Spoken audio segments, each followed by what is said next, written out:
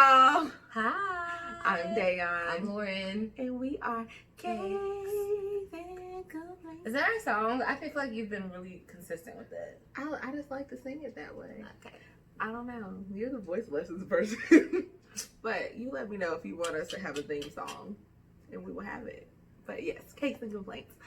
How are y'all doing? How was y'all's weekend? It's Monday here. It's Monday.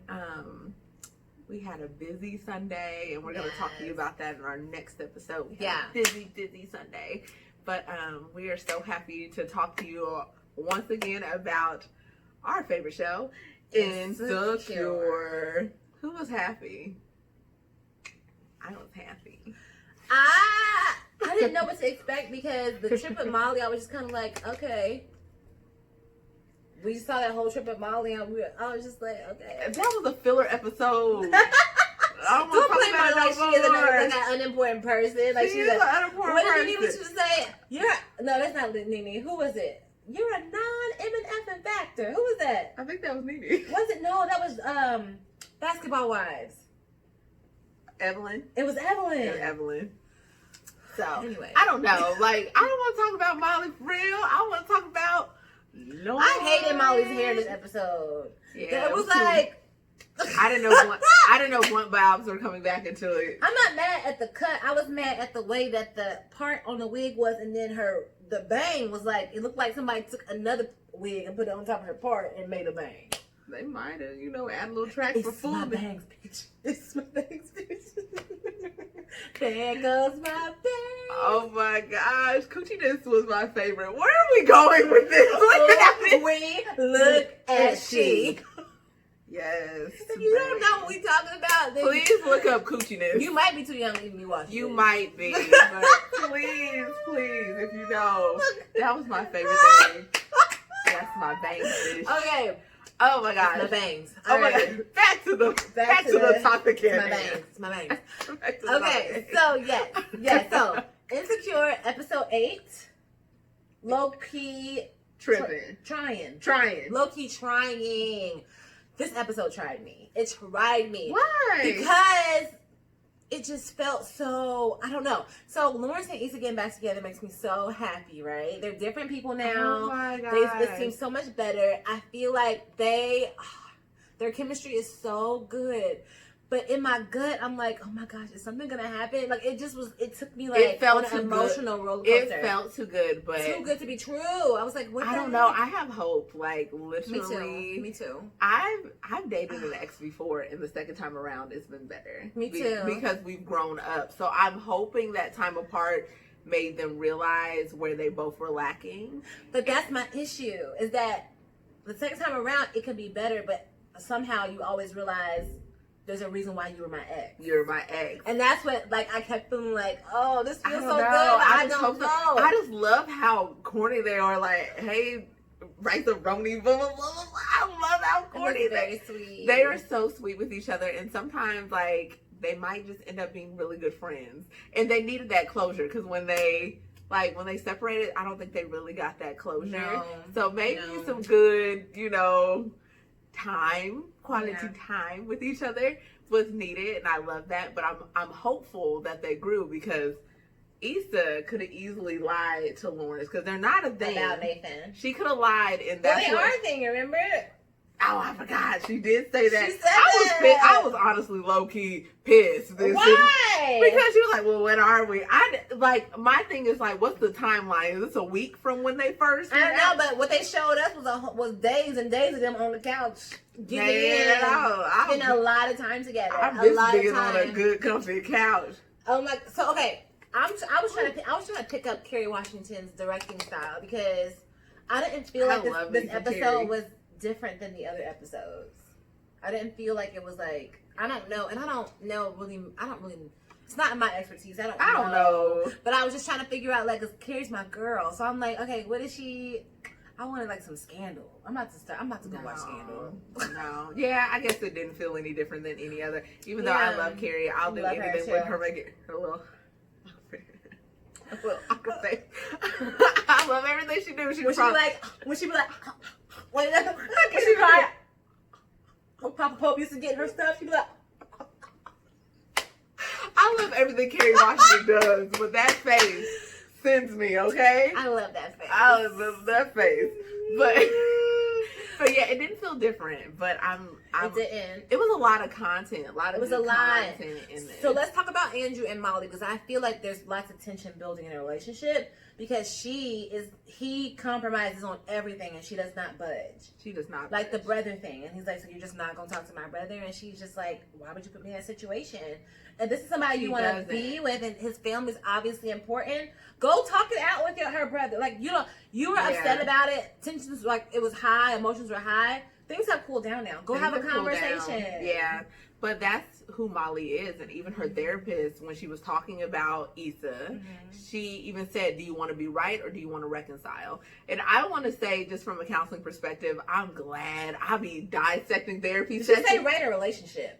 Right or relate something. Do you want like, why can't I have both? Yeah, do you want to be right or relationship? But I liked, like, I dissect in movies and shows, like, therapy sessions, and I was just like, that was a good challenge. That was fun. Is a good challenge. So I love seeing a good therapy session. That's how therapy should feel. You should be comfortable with your therapist to the point she's seen Molly enough. She challenged her, like, do you want to be right or do you want a relationship? That's a real question, because that's what relationship requires. Whether it's a friendship or a romantic relationship, sometimes you gotta be like, is this even worth it? Is this gonna matter 5 years from now? Like, you gotta pick and choose your battles, and that is hard, because I want both. I want to be right and I want the relationship, but that's just not how it works. It's not how it works. And sometimes I have been, like, completely okay with that person not seeing that I was right. Like, even though I feel like I was right, like, I can swallow my pride enough for the relationship.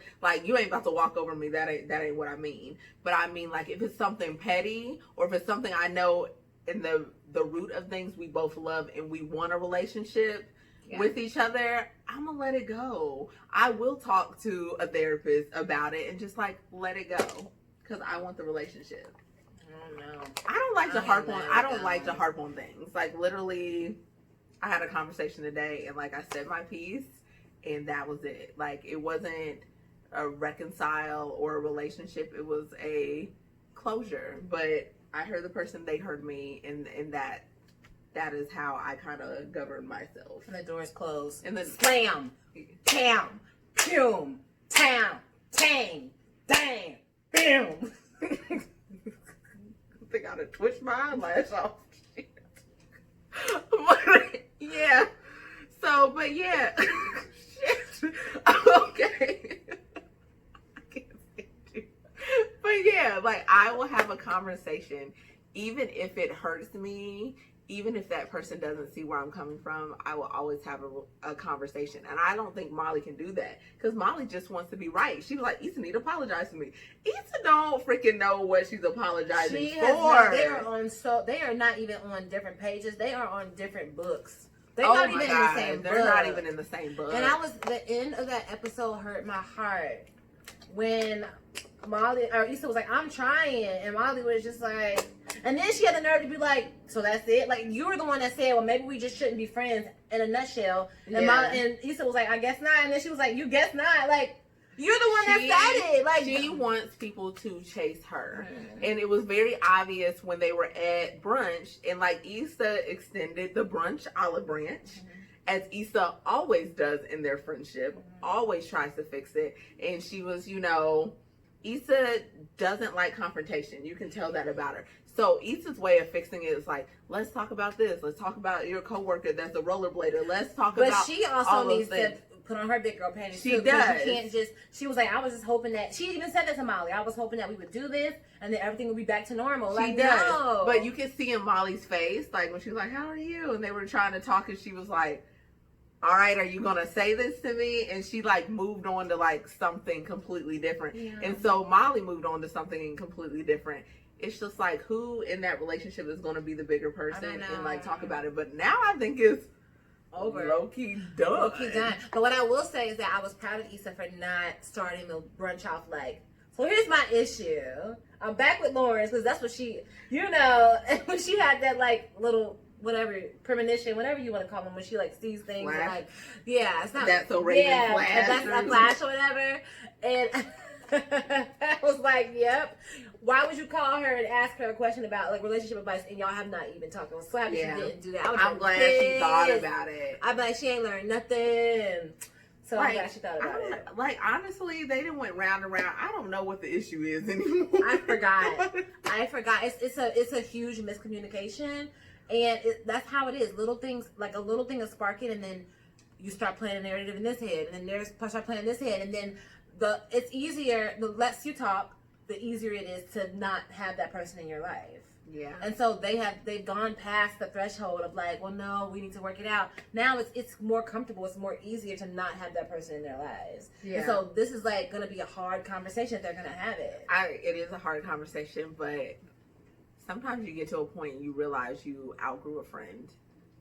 Like, the one thing I can say about Lauren and I, we've grown with each other and we supported each other through it, and we've always been able to talk through things that have like bothered us, even though we've never really had any big problems. But like, if something irritated you, you've always talked to me. Yeah. And I've always talked to you, and we've grown with each other and we supported each other, and we realized the Dayahn and Lauren that we met back in 2011, 12, like, we are not those same women. Not those people. We don't have the same goals, the same mindset, the same dreams even. So I'm glad I could grow, but there has been plenty of friends that I just didn't grow with. And when I think about some of those situations, like watching the episode, sometimes I wish we had talked about where we fell off, because maybe some of those situations where we fell off, we could have grew still with each other, but we just kind of did what they were doing. We just went our separate ways and went on about our life. And yeah, I do feel like every relationship there could have been a point where it could have been talked out. But then some relationships, I mean, I say every, and then sometimes it's just you've outgrown that person. Yeah. So I don't know. We're gonna see what happens with them. We're going to see what happened with Issa and Lawrence. Hopefully, it's a go. Oh, how could we skip the best part of the episode when Nathan opened up about being bipolar? I thought that was... When he said that, I was like, whoa! I mean, I knew he had some mental health issues, but I didn't know it was that. And I was like, wow, I felt all of that. And when he was like, I had to become comfortable with it, I'm like... Well, I literally was like, oh. And you don't hear Black men talk about mental health. And there's lots of bipolar Black men. Oh my gosh, there's so many. We love y'all. We love you. We stand with you, but go get diagnosed and go get your medicine. Honestly, like, if y'all are looking for someone, if you need any good Black therapists in Cincinnati or the Northern Kentucky area, please comment. Like, I know plenty. I can give you a whole list. I can give you an agency that is completely Black if that's what you want. Like, reach out to me. We need to heal. This is the time to heal. Definitely with the state of everything going on in our worlds, it's time to heal and time to unpack some things. It's time to unpack. And I will tell you, as someone who one of my uncles is bipolar schizophrenic, and when he is on his medicine, he is the most loving, wonderful uncle. When he's not. Yeah. Oh my gosh. It is like the scariest thing. And growing up with that, there was a time where he lived at home with us. Oh my gosh. Y'all, that's a whole nother. That's a whole nother. I got stories with this man. Like, he never like put his hands on me, but I used to be like, I literally one time I peed on myself, like as a child. Like, he used to scare the like. So with all that being said, right. So I was proud. I was proud that he was honest. But I wonder how many men in our life have like flaked, because she was like, you talking about Lawrence, at least he stayed around. I was like, oh, Issa. He was like, especially when I was just like, huh. But you know what though? Now that I think about it, Andrew told Molly that he had mental health issues. I don't know if Issa never knew about it. She said that. I was like, why would you say that? But then I just now thought about that. Yeah, Issa never knew. She was like, at least he's. I was like, ouch. And I commend that being a part of the episode, because he could have held it in, because a lot of people that struggle with their mental health, they don't want to deal with the stigma. They don't want to deal with the stigma of it, because she was like, she could have like bounced, but she was like, that stupid face like Carrie that.